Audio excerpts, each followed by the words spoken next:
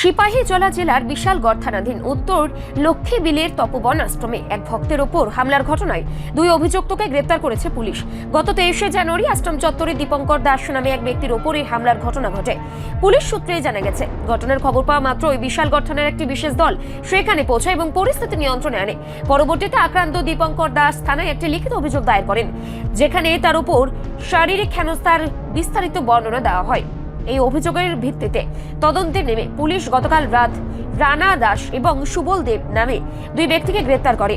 Police আরো জানিয়েছেন, মামলায় মোট 5 জনের নাম উল্লেখ করা হয়েছে এবং বাকি অভিযুক্তদের অবস্থান শনাক্ত করতে অভিযান অব্যাহত রয়েছে। গ্রেপ্তারকৃতদের আজ আদালতে সোপর্দ করা হচ্ছে। পুলিশ প্রশাসনের পক্ষ থেকে জানানো হয়েছে, ঘটনার সাথে জড়িত কাউকেই ছাড় দেওয়া হবে না এবং খুব দ্রুতই পলাতক বাকি অভিযুক্তদের আইনের আওতায় আনা হবে।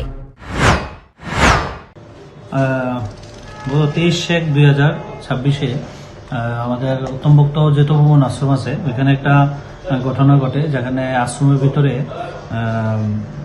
একটু মারপিটের ঘটনা ঘটে। এই খবর পাওয়ার সঙ্গে সঙ্গে আমরা ওইদিন পুলিশ স্টাফ যাই। অ্যাকর্ডিংলি পরবর্তী সময় তারা একটা মামলা করে দীপঙ্কর দাস আশ্রমেরই একজন ভক্ত, তার উপরে হামলা করে কয়েকজন লোক।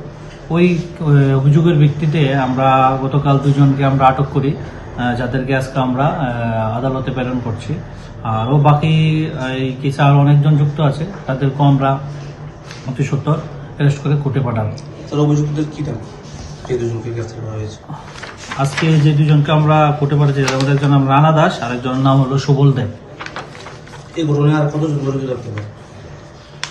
এরপরে আমাদের টোটাল অনেকজনের নাম দিয়েছে, টোটাল 5 জনের নাম দিয়েছে। এখন মধ্যে আমরা 2 জনকে অ্যারেস্ট করেছি, বাকি আরও যারা ইনভলভ আছে তাদেরকে আমরা অ্যারেস্ট করে কোর্টে পাঠাবো।